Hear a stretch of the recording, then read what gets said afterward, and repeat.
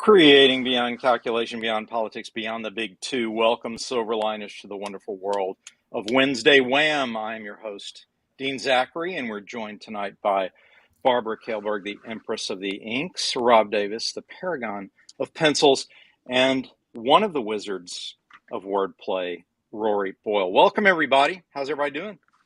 Good. Excellent. We Doing actually good. have a little cooler weather tonight, which is a nice change of pace. Yeah, it is nice. I wish. Yes, Yeah. I've seen it all over the rest of the country. We're in this little pocket of coolness here in Wisconsin, which that's nice. Which it hasn't been, and it's going tomorrow. It'll be miserable again, but just for today. The rest of us are tap dancing on the surface of the sun. And speaking of hot, we're going to be talking about hot covers tonight, and specifically hot Silverline covers. And we are going to be focusing on our individual favorites and those that some of us have actually had an active part in creating, and also just discussing why we like them, what's compelling about them, because as the old saying goes, you can't tell a book by its cover, but boy, does it make you want to pick it up and look at it if it's a comic book cover you like. So there's no doubt, no argument that in the crowded world of selling books and comic books specifically, a good cover will get it sold, even if the interior is not as good. So like artwork on craft beer, just makes you want to buy it. Right? I mean, we've all been stung by people. Wow, look at this. Oh, wow, the inside's not quite like the cover. And, sometimes that's the case, but we pride ourselves here at Silverline in delivering both exterior and interior excellence. We have, we're actually going to be viewing the covers as we talk about them tonight. Barb has a screen sharing ability tonight, and she's going to be allowing us to scroll through our favorite covers, and I'm adding that. There we are. We're going to start with, this is Trump's number 2, and this is just a gorgeous cover. Give us the credits on this, Barb, as you share that, because this was penciled by Alex Sarabia. Okay. And inked by me. And Terrific. I'm not sure which of our wonderful colorists did the coloring on this, but not me. Okay. In any event, this is a beautiful cover. It's what we call an action cover. This is taking a scene that may or may not be in the content of the story itself, but it's an action scene. These are traditional designs for superhero titles, and this definitely qualifies as a sci-fi / action superhero title. I think the colors work, the action work, the poses work. I actually like action covers. I do too. I mean, I like them when there's always going to be the covers which are posed, to be dramatic. Yes. Sure. And those are great too. I enjoy those because they're very dramatic and forceful. But the ones that actually have action happening on the screen shows motion and motion and emotion. Like this one, look at nice. You can see the rage on their faces, and it's got a nice dichotomy between the red and the green. Yes. So it shows the two opposing forces. I want to also point out the excellent choice the artist made, Alex, in not showing impact, but the drama of showing right before impact, right? Yeah, we're taught in drawing action that you don't show, the fist hitting the face or the swords clashing. You show right before or right after, because both of those events imply the action, and we can always imagine a lot more vividly than what somebody else shows. So it's a subtle observation, but it's definitely true. I notice here that something is absent that our fearless editor-in-chief, Roland Mann, has started to want to implement, and that is the infamous and famous and much loved and much talked about taglines. Remember taglines? Oh, yeah. Spidey's biggest enemy, This, here we go. Perfect example with this Sirens #1.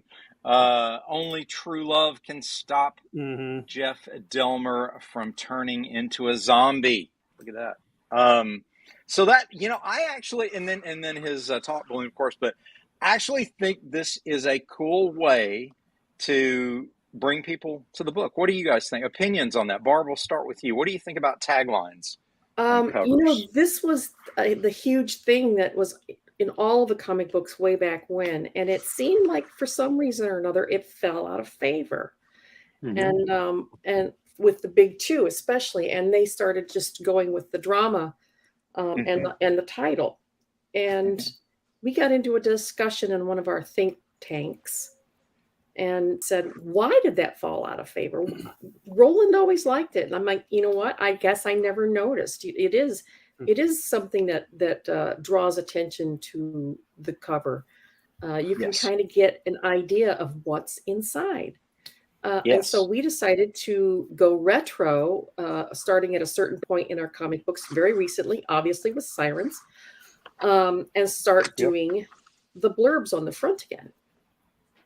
I think that works very well. I like that. There's something I do too.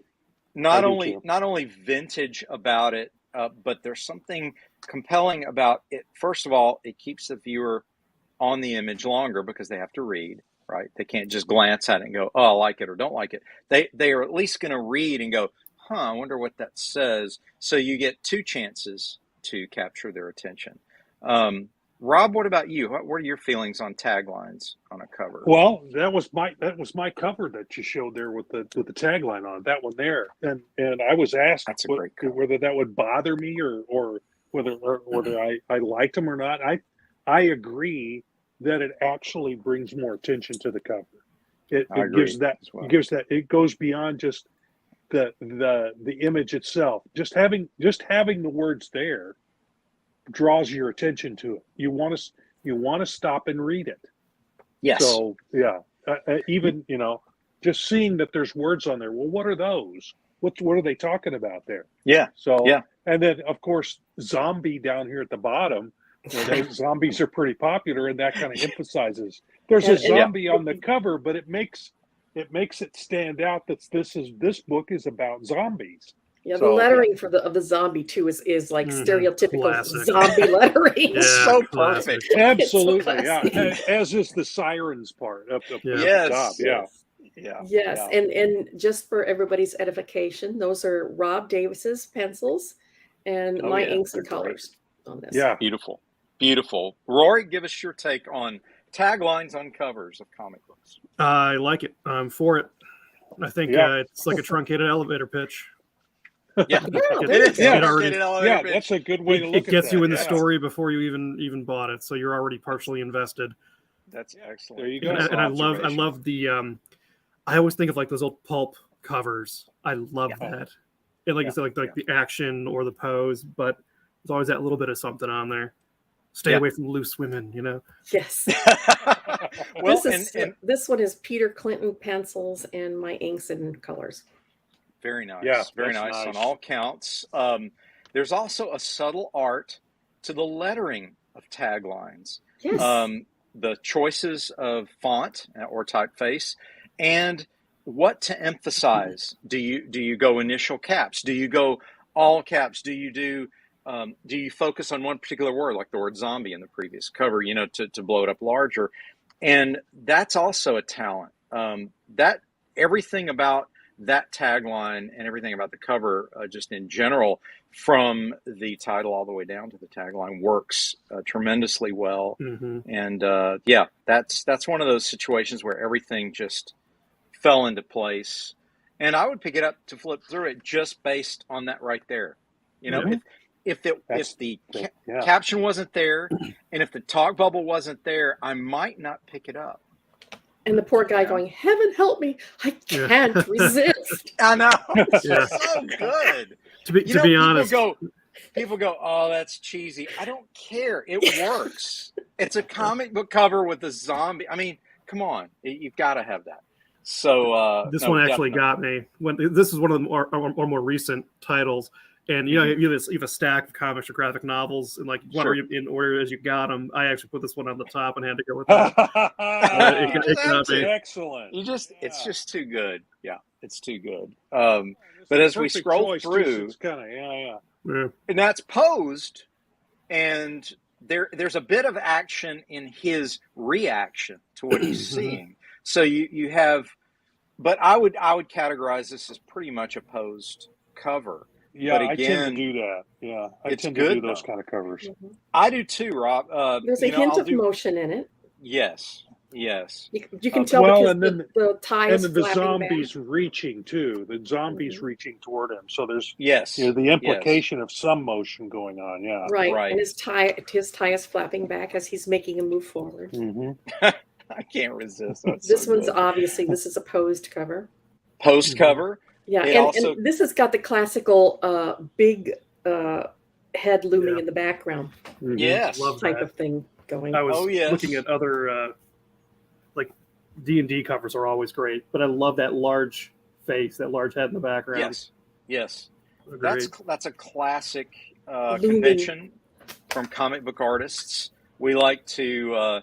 I think for me, it was an influence from being a teenager and seeing the Star Wars poster with Darth Vader's helmet in the background. That stuck with me so vividly and for so long that I was, okay, you've got to put the villain in the background really big, and then you put the heroic characters in the forefront. So, but it's kind of a collage, kind of a movie poster posed collage though there.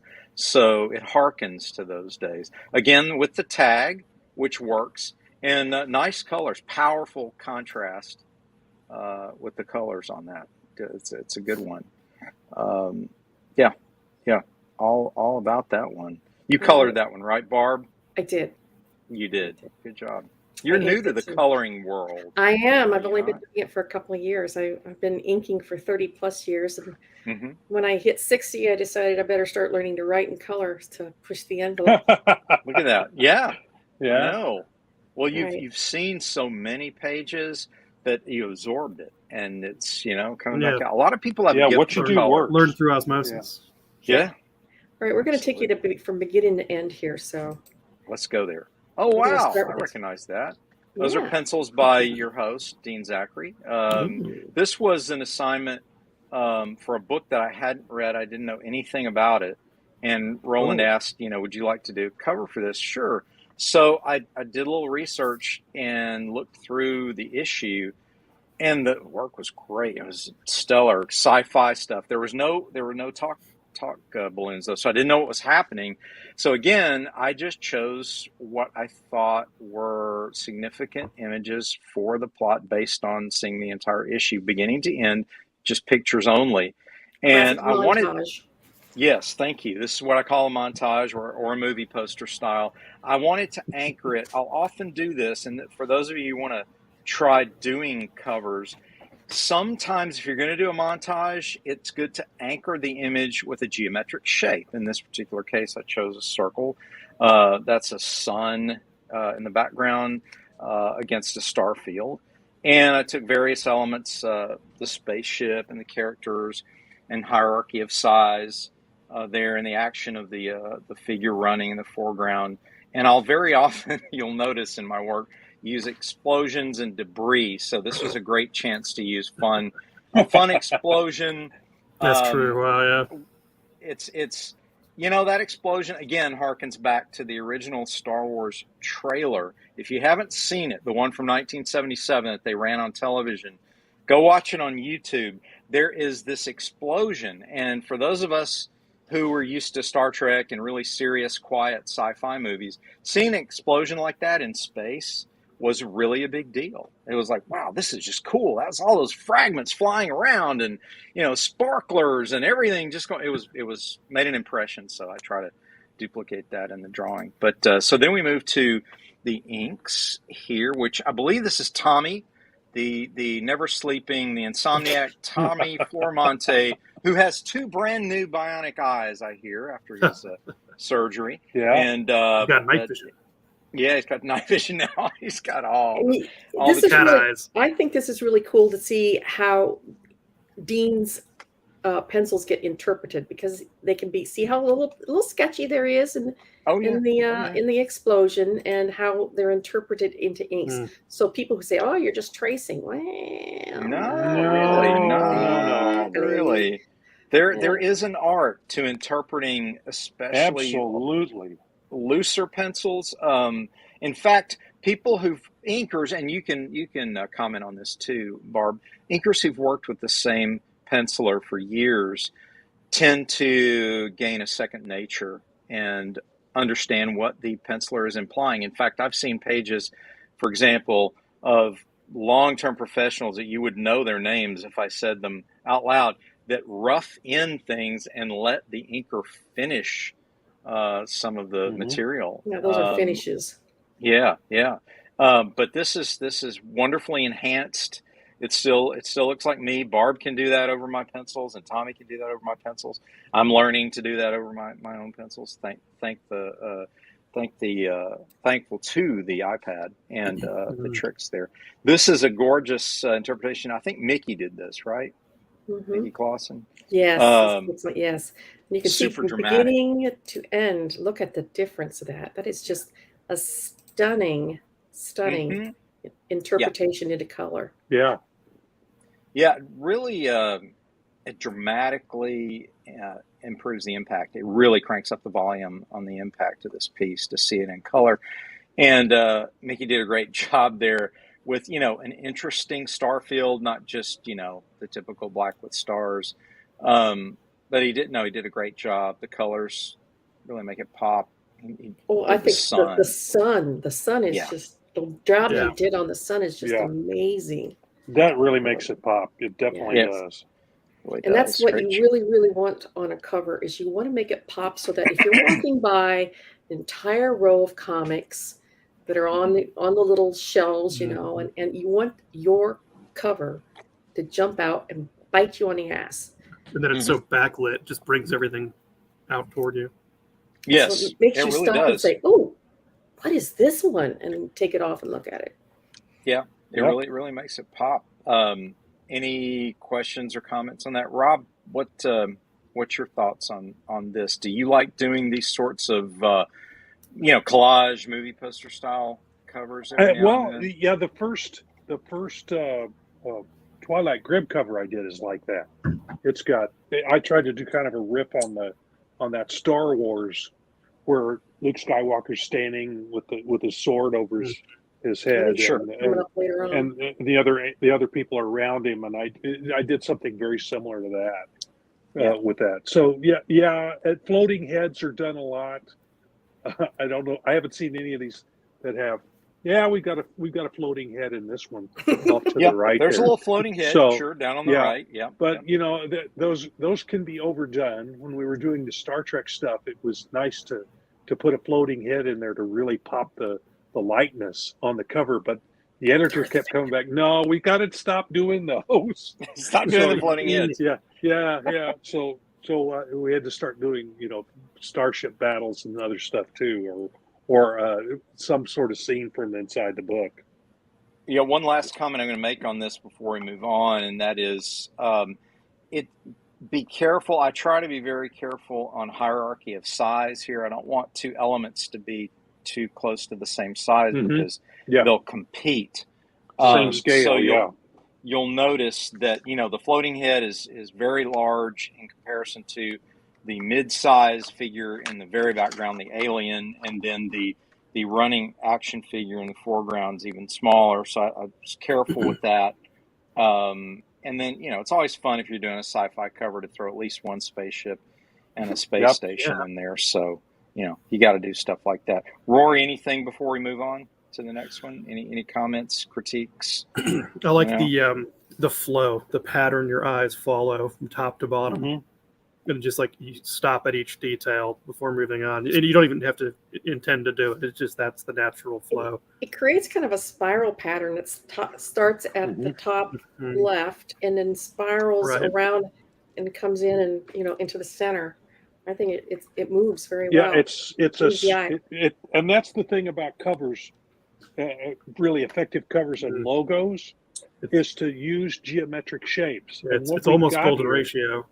Yeah, what we've got here is we've got the circle, but we've also got a triangle underneath it with the spaceship. And if you really want an effective, a triangle is a very effective way to do it, and a circle or a spiral like that is another very effective. You got both of them in there, so you're hitting on all cylinders, man. Hitting on all cylinders. Nicholas Greer says, "Howdy, folks." Hey, Nicholas, thanks for joining us tonight.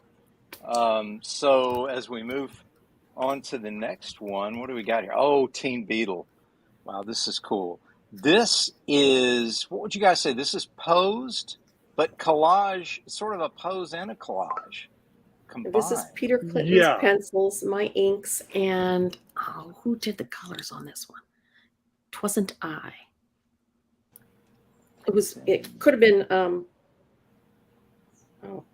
no. Was it Roberta, maybe? It could have been Roberta, yeah. Okay. But beautiful work all around.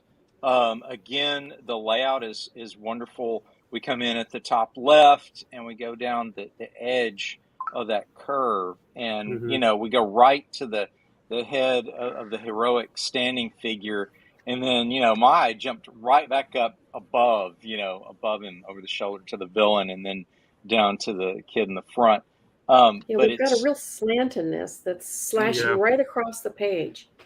Right. And that's a bold move design-wise. A lot of times you don't want to divide a page like that. But the tension that it creates is actually striking. Yeah, it's a little unsettling, so it catches the eye because it is unsettling. Yeah. Right. I like all the I don't say half circles, but it's the same contour throughout. Yes. Between his tail and then like the ground he's standing on, and then the arms, and the way he's posed, it's very Atlas. Yes. Yeah. And it gives this subconscious familiarity that makes you like, oh, okay, Marty, I can pick this up. Yeah, that's an excellent observation. You almost have that subtle subconscious implication that we're seeing Atlas holding the world on his shoulders. So that's definitely there. Wish Peter were here so he could tell us what he had, what he was doing. Well, I just threw it up. Was it on purpose? Were these things purposely done, or is it just a part of the whole? A lot of times I will do one that'll just come off the top of my head and it works perfectly, and others you plan it out, like the first Twilight Grim one. That was planned. I planned exactly how I wanted that one to look. But sometimes you start sketching and you go, oh, that works. And if I move this item, it works even better. So, guys, I wonder, it's too bad he's not here to talk to us so we could find out whether all these little elements we're talking about were thought through, or whether it was by seat of the pants. Whether it was by seat of the pants. Yeah. Whether it was he'd probably, if he were here, say something like, well, just had a lot of Guinness that night. Yes. I was drunk when I did that. Knowing him, So that's how Peter would be. So we can just assume that that's the case. But no, it's beautifully done. And again, the colors, the contrast of the warm colors in the lower part and the cooler colors pushing back behind that very bright title. A colorist, folks, can make or break a good comic book cover. Yeah. And this is fantastic. And that one again, leads very me striking. to the next one. Okay. Ooh, moody, dark, and spooky. Exactly. Very moody. Who did this? This was all the art on this was done by his artist over in, I can't even pronounce the name. It's a foreign artist. Yeah. Okay. Czerniowski. Yeah, and I think Huergo is the colorist. So not only is there a lot of movement, you can see this really angry guy in the background who's about ready to whack him over the head with a pool cue, but you got the disdain on the main character's face. Yes. And you've got this moody color going on, which gives it a sense of danger. Oh yeah. And you can smell the bar smoke. Yeah. Oh yeah. I mean, stale beer and sticky floor. Yeah, it's like, this is boys, bar fight coming, boys. You know, do you have my back? This is the moment when you turn to your buddy and go, you got my back? Yeah, yeah. Let's do this. I like the first Scene's running out the door. Yeah. Yeah. This looks really, really well done. Again, I like to categorize this one as posed, yet implying action. It's certainly it's an encompassing shot. It's all in one shot. It's not a collage, certainly not. But it's a dramatic posed scene that implies an impending action, impending strike. But I like the subtle color here. I call this usually more of a cinematic palette than a comic book palette. What do you think? It's kind of almost monochromatic. Yeah, I was going to say that. Yeah. He seems like all he's picked cool out colors. two colors and stuck with them, with the blues and the ombres. You know, so that works really well for me. It's easy on the eyes. Yeah. Oh, this looks familiar. Yeah, you want to explain that one? Yeah, Absolutely. I love that cover. This is Divinity #1. Barb asked me to do a cover. And so I took liberties, as I often do, and turned our heroes in Divinity into much more of a loaded for bear 90s, loaded for action pouches and gun belts. I should have actually saved this for Divinity #3. I know. But it was just too cool. And so there's the Chinook helicopter at the top, and then we've got everybody loaded with their guns and their ammo. And I wanted the feeling of motion with the standing figures. So again, what does Dean do? He throws in floating debris that's blown up by the blades of the helicopter. And I got a really good compliment from Curtis on this, who said, I can hear this. I can hear this shot. You know, looking at it, I can feel the shot. I can feel the chopper, the chopper blades, the rotor wash blowing debris in your face. Yeah, it feels great. This is from my book Divinity, and that's Dean's pencils and my inks, and those are Mickey Clausen's colors on this. And as usual with Dean, we've got explosions in the background. Boom. Explosions and debris and junk in the air and everything's happening. Yeah. And, you'll rarely see a figure of mine, especially a female figure, standing and her hair is completely still. That's very rare. Usually I take that opportunity to have the hair blowing and, any excuse for more action. But tell me your thoughts on this, Barb. What do you think? What works on this? What doesn't? I picked this one because it's one of my favorite covers. I've got like 7 or 8 different Divinity color covers, but I only chose like 4 of them because they're so dynamic. I could have filled the whole show with covers, but I like this one because there is drama, there's danger, there's action, there's motion, and there is a triumvirate. And you got this kind of diamond thing going on where you got the 3 people at the bottom and then the helicopter at the top. So you've got kind of this diamond thing going on here. And of course it all points down to Divinity in the center. Yes. Totally intentional. Okay, so I interpreted it right? Yep, absolutely. Yep. Rory? You've seen enough of my work and enough of, other artists' work to know what they're doing. What about you, Rory? Thoughts? I love it. I love the color scheme most of all. That's all Mickey. That's all Mickey. Yeah. She's a master. I didn't even want to touch it. I could have colored it, but I looked at this and it's like, I'm not up to this par. I need Mickey to color this one. So I handed it off. It's good. When this, it's so dusky and they just look so beat to hell. You're like, oh, it's been a long day. Right? Yeah. That's another thing. That's another thing I suggest to artists who are drawing covers for action adventure books and superhero books. One of the things I do to make my covers more distinct is I will weather the characters, whether they are weathered in the story or not. I'll rip up their shirts, their clothes, I'll put bandages on their hands, and again, what was nice about Barb's initial reaction was I was a little bit concerned that she'd say, well, Dean, in the book, they're not bandaged up. He's not wearing a black t-shirt. She's not wearing that jacket. She's, and so, she just loved it right away. I was like, good. I snuck it past the writers. And this is very common in comics, is that the outside doesn't always match what's going on the inside, but yet it draws you in. And I suppose you could call this a precursor, because that action is coming. Just not in issue number 2.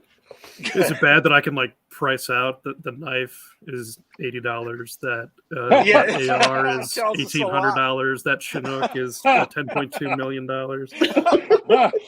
that Springfield is $900? Can you tell what she's carrying? That's an AR, M4 AR. Yeah, M4 AR. Yeah, absolutely. Yes, I heavily referenced all the weapons and always do. So, and Barb can vouch for the fact that I showed her a little sneak peek at the cover for Divinity number 3, and she liked it. So it's about 80% done, and that will be coming later this week. Rob, what about on that Chinook is $500,000. Oh yeah, wow, on sale. On sale, yeah. We had to go all the way to Libya for it. Yeah. So, Rob, what are your thoughts, comments, critiques? I like the fact that you've got the warm colors in the background, because warm colors tend to come forward. That Mickey did a great job on this. All the blues and such are in the front. So, but you've got that bright, explosive yellow in the background, and it just makes those characters just come forward. And instead of going with black on the helicopter, you've actually got red instead of the black. You've rendered the black on it as the inks as a reddish color, which makes it a part of the explosion. It's part of that monochromatic background. Mm-hmm.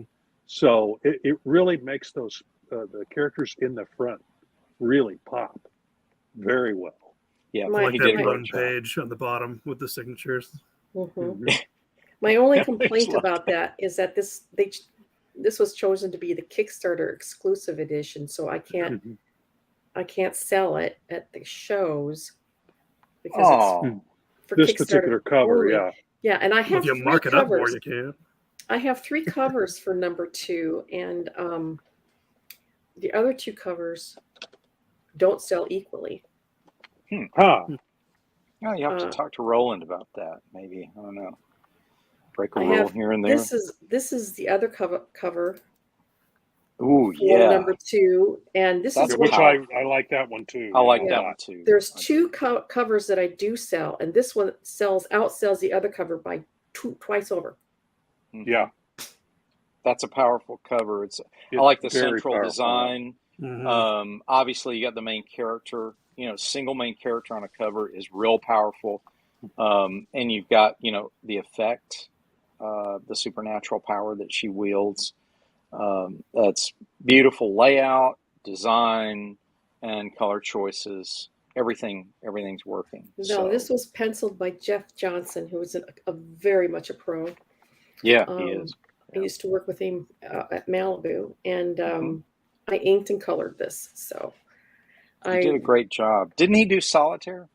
Yes, I did all of the issues of Solitaire with him.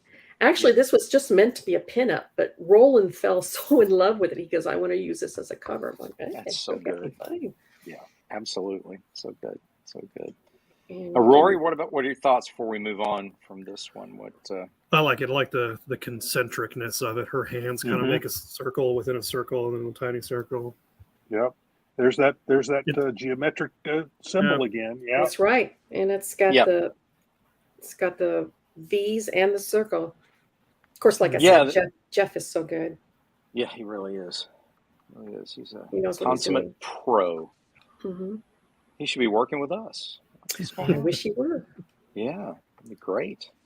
Rob, any other remarks before we? Yeah, other than to point out those geometrics, they always are very successful. Especially circles and a diamond works really well, and the triangle.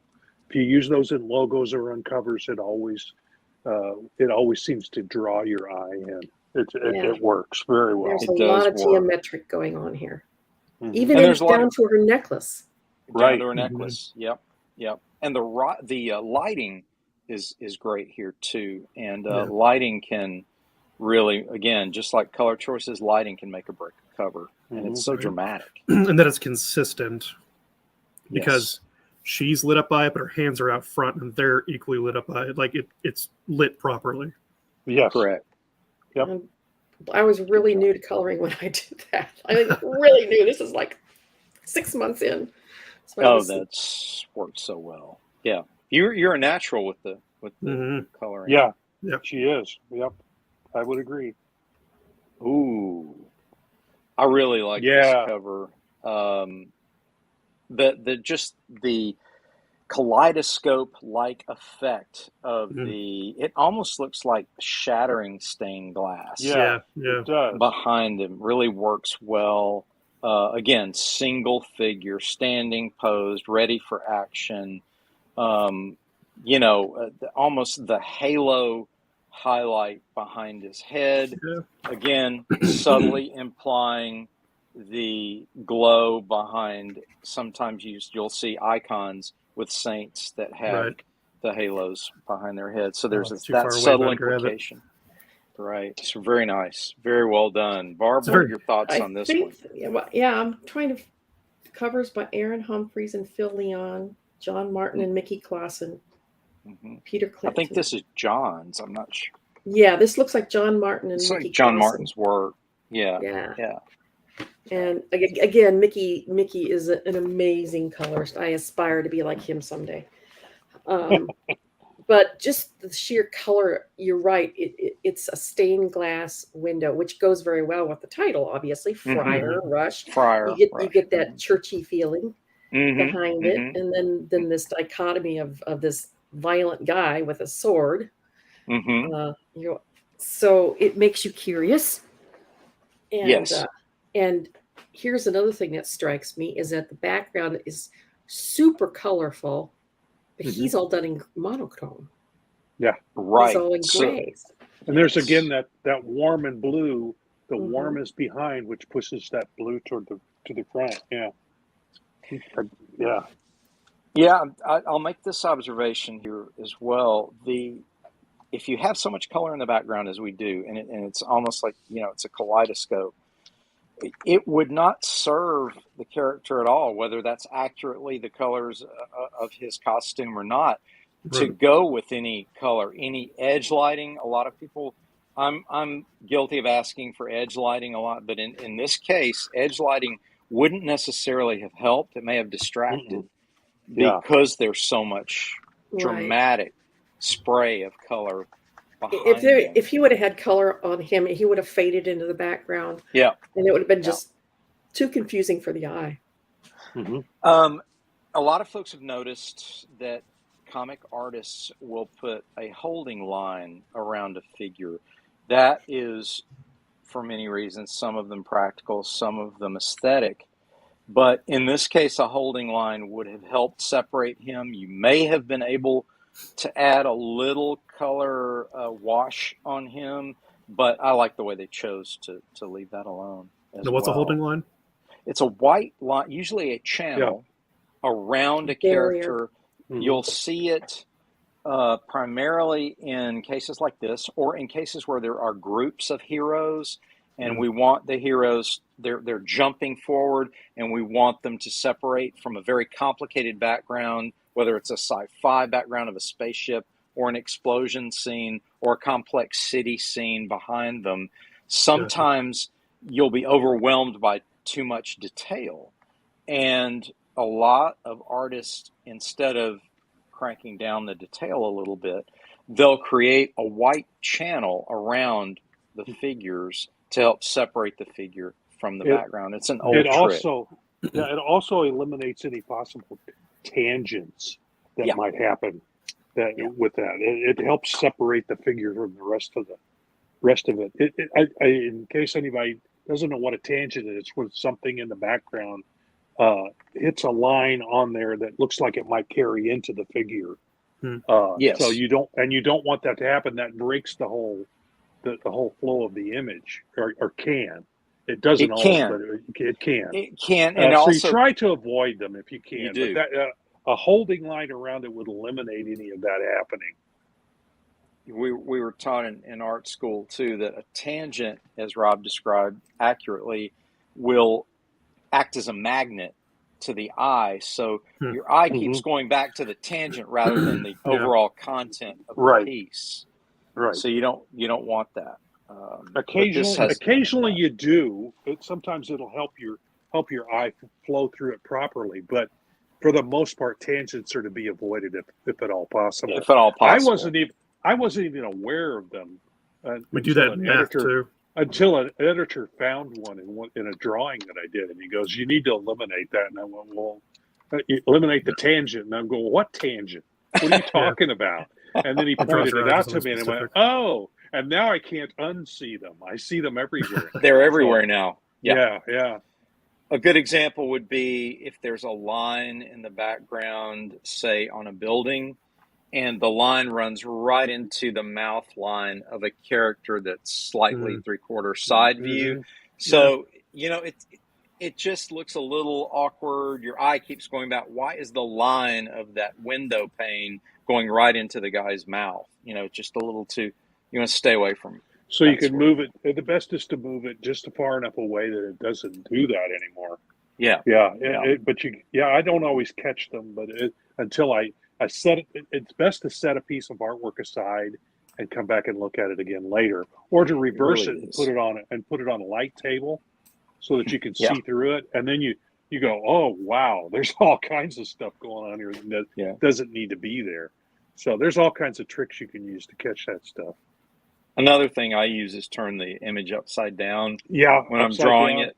Yeah.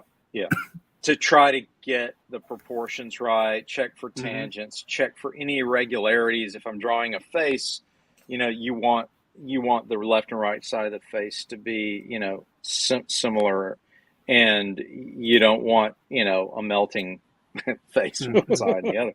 Yeah, you don't want this going on. You don't want one eye above the other. Exactly. You don't want one that eye going on on. one low. Right. Yeah, you want symmetry.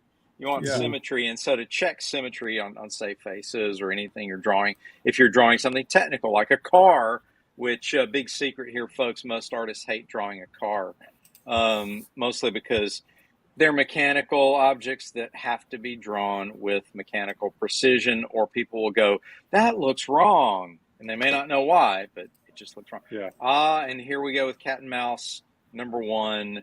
One of the first images I did for Cat and Mouse, and I really had a great time with this. This was when we launched the book and really launched Silverline way back in the day, almost 6 years ago now. It's hard to believe. Yeah, this is our flagship title that we launched with. And remember, again, I wanted action pose, kind of blended with something you might see on a DVD cover, a movie poster. But I like the fact that I wanted Mouse to be swinging in on a line, and I wanted Cat to be crouched, like a cat. And I wanted to hint at both, action and destruction and New Orleans. So we have little cues for New Orleans, obviously the architecture in the background, the domino mask on the ground, the cast iron gate that's been destroyed by some great action, and the French Quarter, There's a skeletal guy in front of the smoke. Yes. Oh, wow. We have a special guest, folks. We have a special guest. Oh. We want to say a great welcome to Quentin Edward. How are you, sir? I'm doing well. I just got off of work, so I'm so glad you joined us. We're appreciating Silverline covers and going through each one by one and just describing either the content, the mechanical process, what we liked, what we didn't like. We're having a great time here. We're going to get to some of yours, as a matter of fact. I think we're coming around the corner. Yeah, you never know. You came in just in time. Yeah, oh, you boy. sure did. You sure did. But we're talking about this cat and mouse cover, and I was telling them I wanted to give visual cues for the setting. So there's a lot of New Orleans stuff in here. There's the architecture, the domino mask, the cast iron gate. There's a mysterious figure in the background, which for those of you who are familiar with New Orleans voodoo lore, that is a character named Baron Samedi, or Samedi, depending on how you pronounce that, who is part of the mythology of the voodoo tradition. And I wanted I know him to pretty sort well. of, I sort of added that I wanted a spooky aspect to be part of Cat and Mouse from the very beginning. When Roland and I were talking about it as a street crime thriller, I thought it would be fun to add a whole voodoo aspect and some slight supernatural powers to the villainess and make her like a voodoo priestess. And I really, to be quite honest, I was inspired quite a bit by Live and Let Die, and the voodoo priestess in that movie and the setting and so on. And so in a lot of my, Wubba can attest to this, in a lot of the research material and source material I sent him, and probably sent Barb as well, there's a lot of just shots from Live and Let Die of Jane Seymour in the solitaire outfit, and just all kinds of cool elements that I wanted to add to it. But that was a fun cover to do, and it's still one of my favorites. Barb, any observations, critiques? I really enjoyed Kevin Gallagher's color schemes on this. Yeah, it gave you kind of a dusk type of feeling. And I don't know how many people have gone to New Orleans. I have, and all the fun happens after dark. Yeah. Once is enough for a lifetime. Yes, it really is. It's like an endless frat party, folks. Yes. It is. Keeps on going. And like they always say, nothing good happens after midnight. Yeah. What about you, Quentin? Any observations, critiques, commentary? Well, I love this cover because, number one, it is New Orleans, and it's obviously New Orleans. I mean, you got some elements in here that, you know exactly where you are. You got the mask here, the little details like the mask there on the fence. This is, and especially like the that building there. What is that building? That is an actual building in New Orleans. I can't remember what it is, but Royal. It's on Royal. Yeah. Is it Royal or Bourbon? Yeah, I've walked around that corner. building. Yeah. It's at the corner of Royal, I believe. That looks like a place where you get beignets. At the bottom, but I love this cover. To draw that. Thank you. What about you, Rob? Critiques, commentary? This one breaks a rule. Okay, talk to me. Breaks a rule. The character across the logo. Yeah, I love that though. It breaks the rule, but it does it in a way that works. You can't read mouse. You don't know for sure if that's the word mouse or not. But it could be a moose. Moose. Yeah, it could be. Cat and moose. or muse. You don't see the O. You don't see the O at all. So did he just move the M over?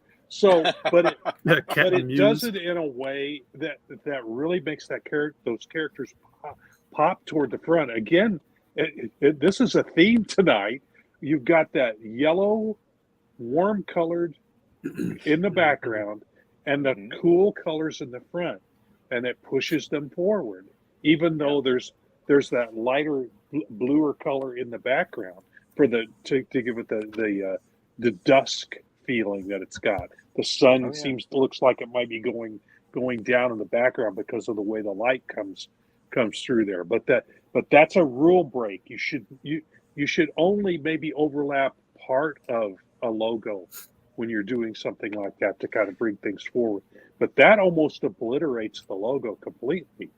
So, it's breaking the rule, but it does it very, very well. A bold move by our editor to allow that to go through on a debut book, a number one, right? Yeah. So, and is this a variant or is this the prime cover? This is the prime cover. This is the first book that the Silverline did. We didn't have variants at that point. Yeah. This was the launch of the company. I love the dynamic of it. I mean, when I look at this, the first thing that I see, my eyes go straight to her. Yeah. And then it goes down to him. Yeah. And then I start seeing the stuff around. Mostly it goes straight on down to the mask. Yeah. And then I start noticing all the other stuff. Because of the way this is colored, because he took the saturation out of the back. Or not the saturation, but he kind of took away a little bit of the black. Right, exactly. And faded it back there. Awesome. Awesome work. Holes on the black. I think it's powerful. I think it really hits that spot. But yeah, I mean, I see you wouldn't probably normally want to do that. It works so well. It works so well. And another thing too is, whenever you're doing these covers, sometimes these logos are so big, and I know you want them big so that people can see them and recognize them and everything. But man, when you can really blow these characters up to the size that these are, that's really impactful. Because a lot of times that logo will push everybody down, and it kind of shrinks them down. Right. But this is, I love this cover. Thank you, Rory. Comments before we? Love it. Love the New Orleans feel. And between the bear in there, the fleur-de-lis gate, and the statue of the angel in the background, you just get that graveyard feel. Yeah. Like, ooh, this is gonna be dark. There's some spooky stuff that goes on in the first issue just right off the bat. So I had fun with this. We're gonna do a real. Go ahead. I was gonna say that New Orleans itself is kind of. I mean, it's got the reputation of a party town and everything, like we were talking about. But if you really look at all the architecture and all that stuff, it kind of is like a, creepy, spooky. It's gothic. Yeah. It's got a gothic feel. Very gothic. Yeah. I love it. Yeah. It has a uniform aesthetic.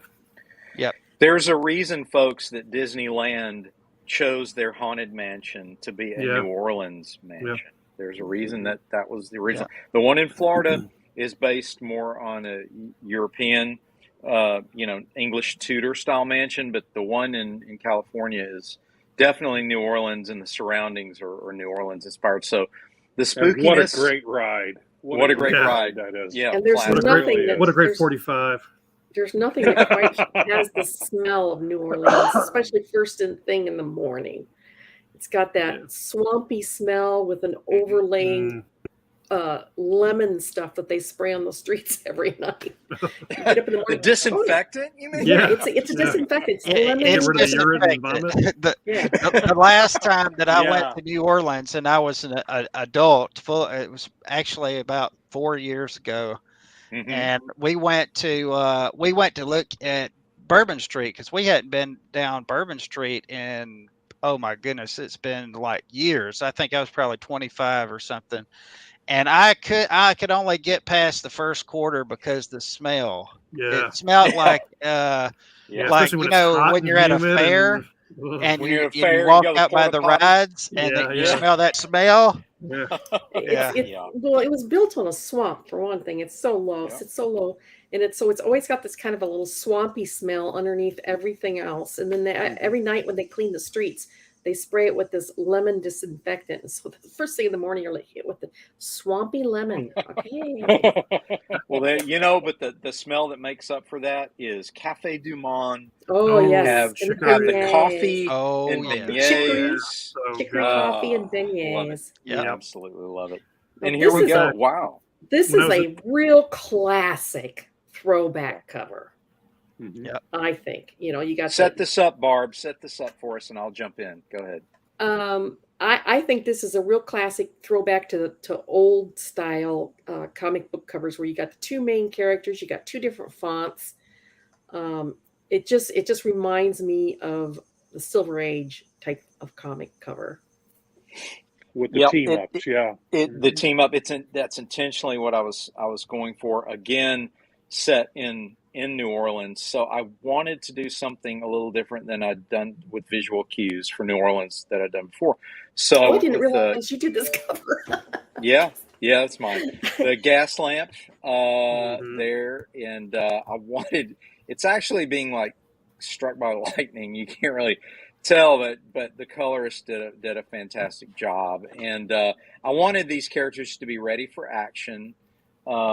And rain. So once again, Dean does things in the air, it's atmosphere, ash, floating, debris, some kind of leaves, embers, something, snow. Anything to add a little more drama. Yeah, snow or more visual texture. Or whatever. But I had a great time with this, and they really they captured what I had in my mind, both the colorist and the inker. Who colored this? Do you know, Barb? Is this? I do not. I wonder if this is Roberta or Mickey. We should have looked that up. But they did just a fantastic job. The lighting is great. You've got some edge lighting here. Rain is not Roberta. an easy. Yeah, I thought so. Yeah. Rain is not an easy thing to pull off in a comic book cover. Some people use the traditional color hold white line effect, but I wanted something a little more organic than that here. So what I tend to do is draw splash effects on surfaces so that I'm more implying the rain by the splashing itself. So they picked it up. They did a great interpretation here. Comments, critique. Let's go with Rob. Rob, anything? Okay, this goes with the standard of having the cool colors in the background and the warmer colors in the front. You got that red in the lower right hand corner. You've got the yellow of the hair on the male character on the left. So that naturally tends to bring it forward, and the blue pushes everything back. So it works. She did a great job here using the standard, cool and warm colors to make things stand out. Nicely done.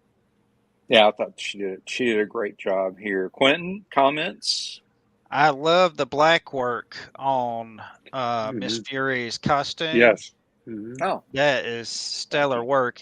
And this is not a criticism, but this is just what I do, like with stuff like rain. But see that this is the problem. I'm not coloring much of my stuff anymore. The stuff that I do for Silverline. So usually, like when I do something for somebody, like a commission, I use like After Effects during the coloring process to do that. Right. And you getting this in here with the inks, that's good stuff, man, because that's really tough to do, the little raindrops and the water effects and stuff. Right. It's hard to sell that, and do it in such a way where it doesn't overpower anything. Yeah, I was going to say that's the key is knowing what not to draw. You don't want to go crazy with it because then we're like, why are there little dots dancing all over everybody? Right. It's got to be just in the right spots. Yeah, that's the trick with doing art is knowing what to leave out. You put in too much and it just muddies everything up. Yeah. Rain is tricky. Well, that's why I think it's a good idea to study other artists sometimes, is because some of these things are so subjective. Yeah. You need to see how somebody makes, and I've said it time and again. Sometimes you need to see how other artists make fire, or how other artists make raindrops on somebody. Because those things are, it's hard to draw stuff like that. It is. Barb, can you go back to that? Yeah. I'm looking for it. Hang on. There we go. There we go. Was it intentional, or is it just pareidolia that the rain looks like a face, like an evil face? It It's is like eyes. Oh yeah. Okay. Eyes on each side of the Absolutely land. It's actually a domino mask if you look at it very carefully. Again, with the Yes. domino mask. Okay. Yes. Well, that's very good. I needed to get up close to see that. But And here I thought Rory was hitting the psychedelics again. Yes. No, yeah, very good. Yeah, I needed one more little cue besides the gas lamp, and so I said, "Wait a second, this will be kind of Almost weird." subliminal. That is almost subliminal. That's Right. excellent. I like it. Right. They It's pulled bearing that down. off. I'm going to really back well. up here a little bit on my cue here. It's even got Mhm. eyebrows. There we go. Ah, That's good stuff right there. That's so good. I love the Trumps covers. There's love floating those. heads. This is the cover that I was shown whenever Roland said, "Hey, I want you to come onto this book," and he sent me the stuff over, and this was the first image that I saw, and I was like, "Holy moly! I agreed to this. I'm in trouble." Because this set the bar high. I was like, "Whoa, wait a minute." Yes. Yeah. This is Yeah. powerful. This is good. Again, action cover. Again, superhero. It's not technically, but just for the purposes of discussion, a superhero team cover almost with floating heads and action and effects and everyone having to have the accurate costumes, hierarchy of size, separation of the figures, realistic action poses. It's all there. It's all dramatic and it's all eye-catching. It's tough to pull off. Yeah, it really is. Yeah, this really is something is. George Perez seemed to do with uncanny ease. Yes, But, it is a lot harder to pull off than people realize. Yeah, To get put so that many many characters on a cover and make them distinctive, and you understand what each of them is, And you notice it explodes. Yeah. It And just they have explodes space between them too. He's actually got some space in between them. You know, a lot of times they overlap them, and everybody's but he's actually got them all spread out, and it works. You know, it works very well. I'll say this too: Perez, his excellence in size hierarchy choices and how to actually fully render those group scenes that he was so famous for is one of the reasons a lot of us were intimidated to take on team books, because there was a certain skill set of people who could pull that off, and it takes a lot of work to pull that off, because you're drawing literally 2 to 3 times as much as a book that only has two leads, or obviously one lead, but 2 leads, maybe 3 leads.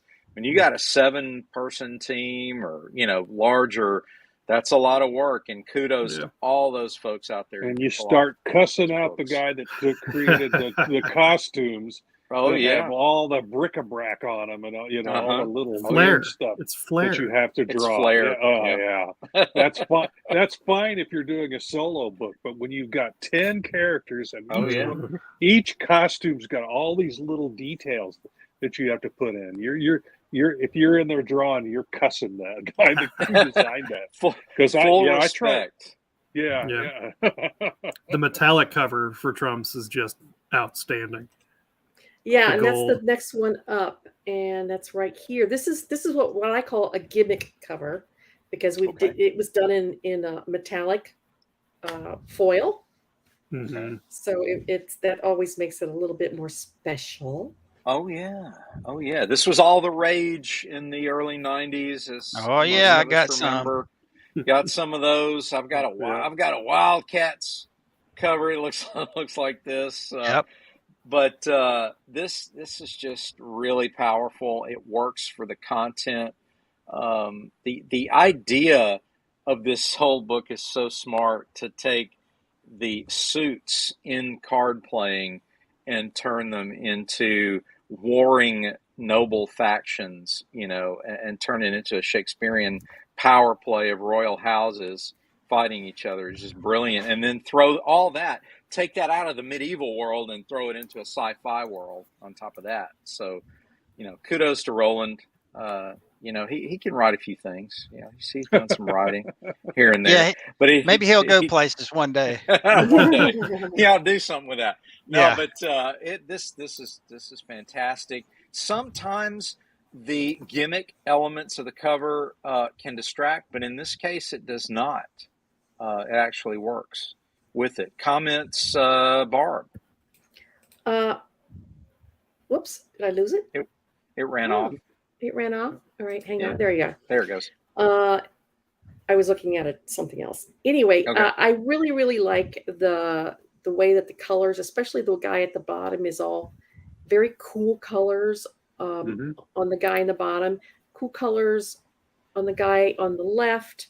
We get a little bit of warmer colors, but it's all transposed over this rich golden color, and it makes a very nice dichotomy. And then you've got the real red, bold lettering on Trumps that makes it just jump out. It just jumps right out at you. Yeah. And again, we have the classic diamond. Diamond or an oval. Yeah. Or oval. Yeah. We've got the geometry going in there again. Mm-hmm. Absolutely. Who is the artist on this? I'm sorry. Who is the artist? Thomas Hedgelund. Okay. Yeah. I guess this was the same person that did the previous cover, right, Barb? Yes, it is. Okay. That's what I was looking at here. Here's the. Hang on. It's really strong. When I read the book, I paid a lot of attention to the detail that he put into this, and there's a current cover. Yeah, there you go. And it's just again collage. The big head of the villain. We were talking about that earlier. Big head of the villain. Yeah.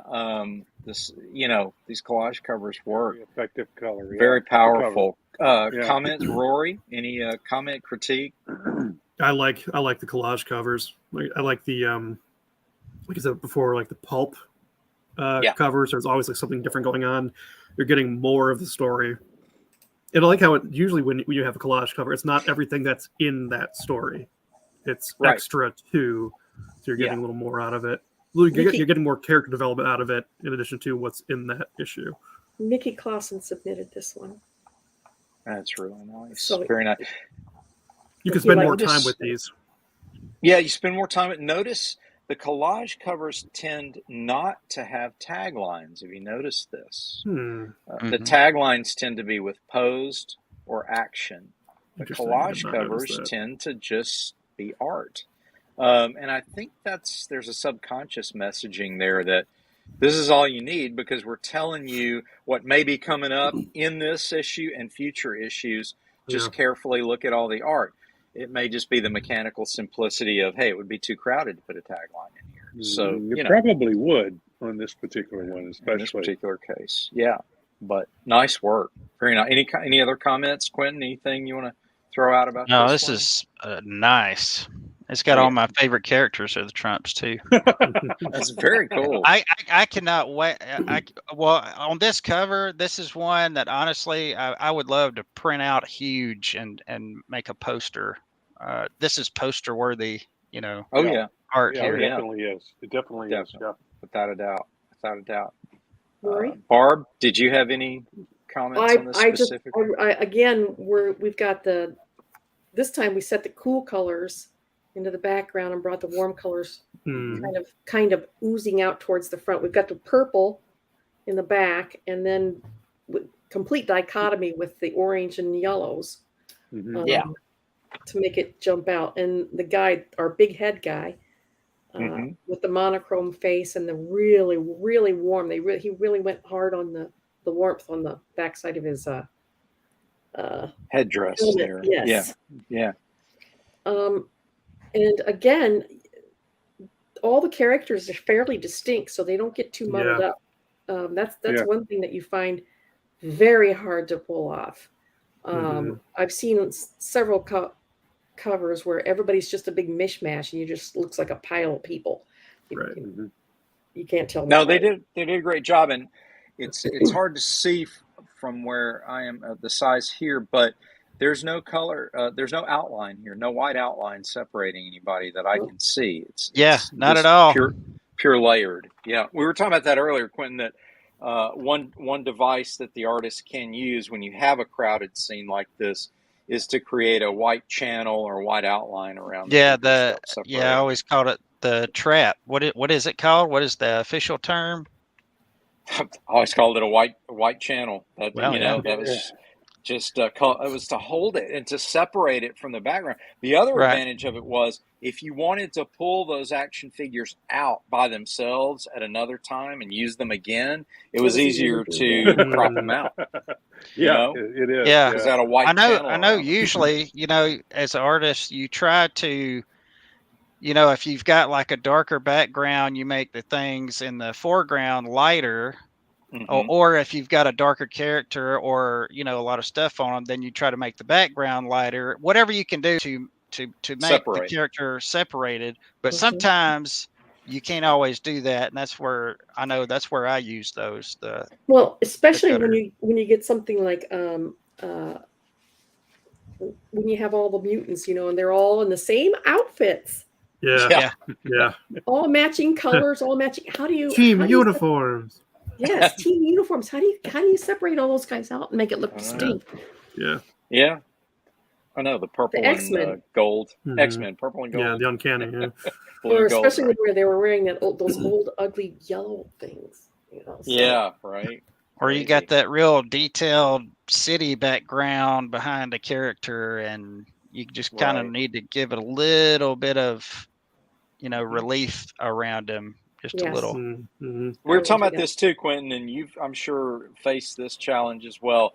You got to know what not to draw. If you got a city and you got a character, maybe fade those buildings about halfway down. Right. You don't have to draw every window. You just draw the windows at the top and just let it go into shape. Because people know what a building looks like.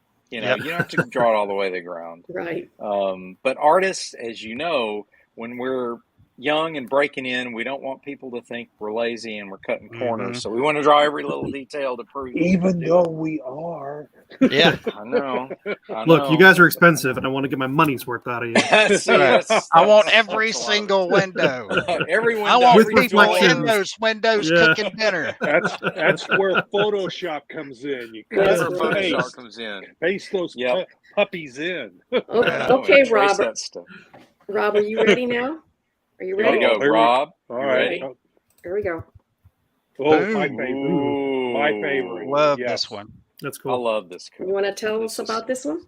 Talk about this cover, Rob. This is from Twilight Grim #1. And it's lots of bodies. Yeah. Of course, it's vampires kind of trying to overwhelm this vampire hunter, vampire killer in the background, Twilight Grim. And nicely, he's put that circle around him, which could be a moon. With vampires, it's got to be the moon. It couldn't be the sun. Right. And yet, every one of those characters is distinctive.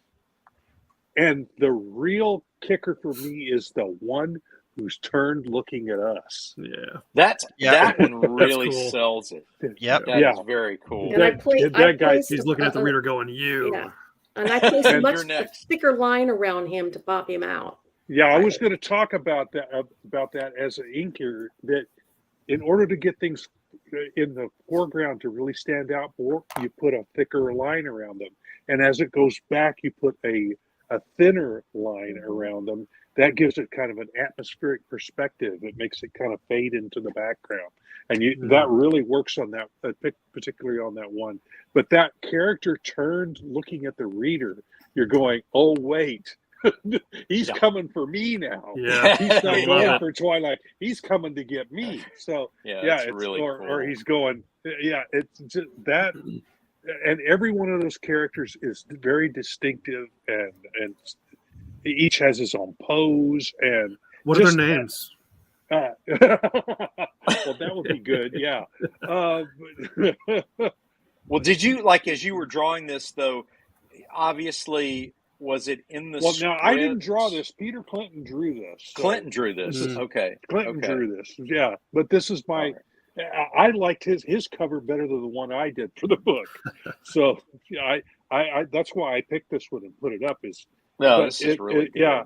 But that's just excellent work by Peter. And he just did a stellar job. And the way it just kind of draws you in, that character that in lower right, and then it just pulls you right up to there it is. Twilight Grim in color. And again, here this is issue 2, so it's not as egregious as it was on Cat and Mouse. But that character covers most of the logo, and that's usually a no-no. You don't want to interfering with the logo. Yeah, but you don't normally want to do that. But that again, it works beautifully here, like it did on the Cat and Mouse one. But yeah, that whole the real kicker here is that guy turned looking at you. That makes this cover for me. Yeah, for me, it obviously was inspired as Pete was in the bar having the third pint of Guinness. Drawing it out on a napkin. Getting a little mouthy, and one guy turned to him, and you know that's what inspired that. He's so like, I think if I have one complaint, if I have one complaint about this cover, and I really enjoyed inking it, but I think I regret the loss of the moon in the background on the cover here, because I really like the way that he was framed here. Yeah. And it really brought attention. It almost puts a halo around him, like he's the good guy. He's being deified by this circle, and then we can kind of lose it in the. If you did the other one as a print, I would want that. That's really cool. I have to say though about this, what I like about this, and some of my favorite pieces of art is they look good at every stage. Like this looks good in the pencils. Yeah, it looks good in the inks. Yep. And it looks good in the color. And not a single one of those processes have to be there to make it look good. It looks good from start to finish. A lot of times, sometimes you rely on the inker or rely on the colorist, when something's not working. Yeah, nobody half-asses anything here. Yeah, and they can carry it, but this thing is good. Like from the it ups everybody's game too when you get a good basis like this particular drawing. It just elevates everyone's game that comes to work on it. So that's why I picked this one, because it's a stellar piece of work by Peter in this. Quentin, you weren't here when we did the Beyond the Stars. We had a pencil, ink, and color. Did you want a quick peek at it? Yeah, let me see it. All right, the shirt sells me on that one. Oh yeah, I remember seeing this one in the chat. I love this one. Thank you. And there's the inks. Man, your composition here, Dean, is killer. Yeah, we talked about that. It is. It's stellar piece. Yeah. Again, and the coloring job. Who colored this? Yeah, Mickey Clausen. Mickey did this. He's just such a master. Yeah, knocked it out of the park. I want to grow up to be Mickey. Mickey. He just did a tremendous job. He took that work and just made it shine. And Tommy did a great job on the inks as well on that. So the Watch Me Sparkle shirt from that Twilight Grim, that's really what got me. Oh, the Watch We got a booty sticking out here. We got we do. This is that's money shot. 2. The money shot. That's right. That's why I picked this one. We like, okay, we got the money shot here. Yeah. This was sort of the tease of the character of Demon that's in the books, and I wanted to show him without really showing him, so I went with the backlit idea in a graveyard, which again, along with the spookiness we discussed earlier, graveyards tend to be evocative of New Orleans as well. So I set it in the graveyard, and I had the character sort of turning and looking at him as if he's going to pounce on them, attack them. So again, a presumed villain based on his physical appearance. And that's kind of the hook of the character anyway, is he's this mild-mannered character who just looks like a demonic being, so anything about the demon character, he's kind of funny in that way. But this was very, very well inked to color. You inked this, didn't you, Barb? This is you. Yep. Yeah, did a great job with the ink. And here's a case where you overlap the logo, but not by too much. You can still read the logo, but you've got that.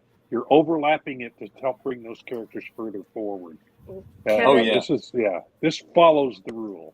Kevin colored this. And Kevin he did a really Galloway. great job of highlighting certain things. He did indeed, did he not? I think that was a wink and a nod to me, like, I saw this, so I'm just going to make sure everybody sees this, so it's pretty funny. Yeah, any commentary, anything from you guys on this? How could it have been better? Because I see something missing that I think would be really cool. We talked about it earlier. Anyone want to take a stab at what's missing? There's no tagline, people. There's no tagline. Yeah, a tagline would work on this one. Yeah, especially down at the bottom. Especially down at the bottom. Down at the right bottom, at the bottom. It would, a new foe? That's a triangle. That's a triangle. Yeah, very much a we've got triangle. going on here. Yes. Which is a very effective foe or friend. Yeah. Thank you. Yeah, friend or foe would have been good, or something like, is this the end of Cat and Mouse? That kind of at issue sort of 2, doom. come on. Issue 2, yeah. Well, this was long before we made the decision to start adding taglines, but yes, it would have benefited greatly from a tagline. Yeah, I think it would have in this case. Yes, definitely. Yeah, absolutely.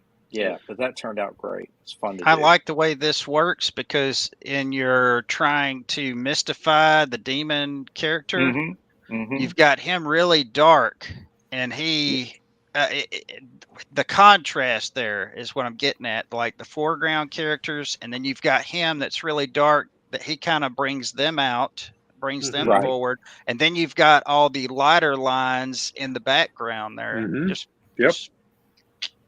atmospheric, just right. Atmospheric perspective. Yep.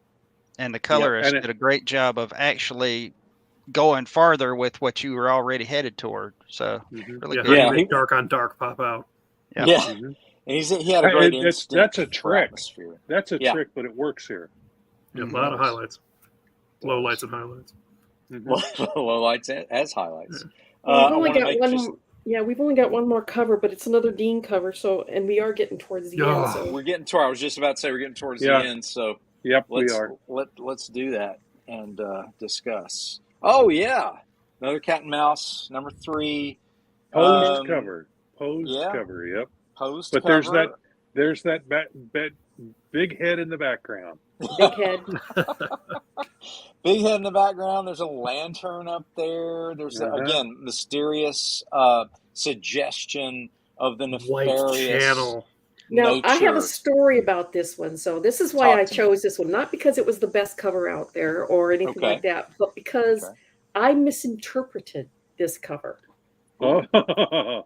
Yes. So apparently I found out after I inked it, this background back there, it was not trees. It was supposed to be hanging Spanish moss. Oh.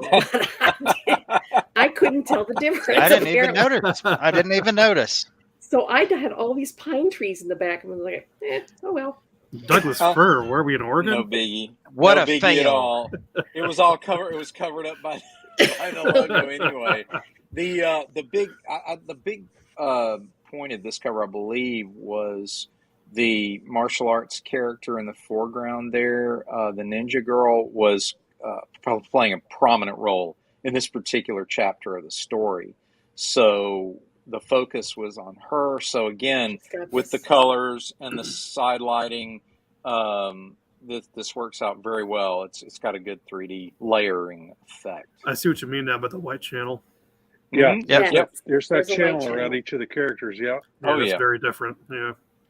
Then that's again an old device. Go ahead, Barb. You notice that she's got her hands in a pyramid, and the whole thing is also a pyramid. So again, it's a small pyramid leads to a big pyramid to a bigger pyramid, and these weird trees in the back. Man, that's some of that MK Ultra stuff right there. Subliminal messages, yeah. Subliminal, man. It's talking to us. What are you telling us, Dean? What are you telling us to do? Secrets, man. All the secrets. Yeah. Illuminati. So, I knew it. Observations. What could we add here? I'm going to throw it out there again. What could we add?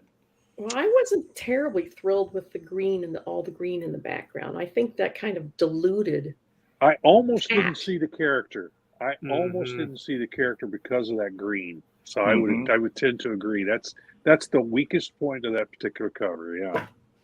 The only thing I would say too is I think a tagline would have helped this cover as well.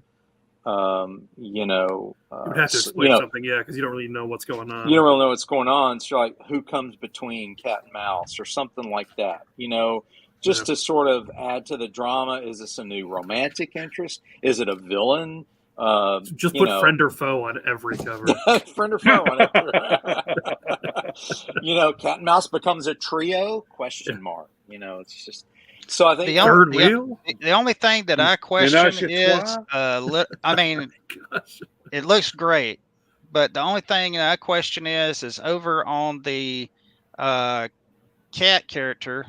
Well, I'll just say to the left, it seems like the black is muted a little more than on the right. Is there a reason for that, or is it just something that happened? Something the colorist chose to do for whatever reason. Maybe he's got. You know what? I see why. Because you've got maybe some light coming from that direction, and maybe that's what they were doing, is kind of like an atmospheric type thing. Yeah, it could have been because you see that lantern. But I mean, it doesn't hurt it at all. I was just wondering if there was something I may have been missing or something. I think it looks great because the main thing is it does what it sets out to do. Like you said, this character being in the forefront, and then you have in the character, as they go back, and you have your guy covered up in the back who you don't really want to reveal. So I think it all works. I don't know about those fir trees in the back, though. I mean, Louisiana's got pines. I don't know about that.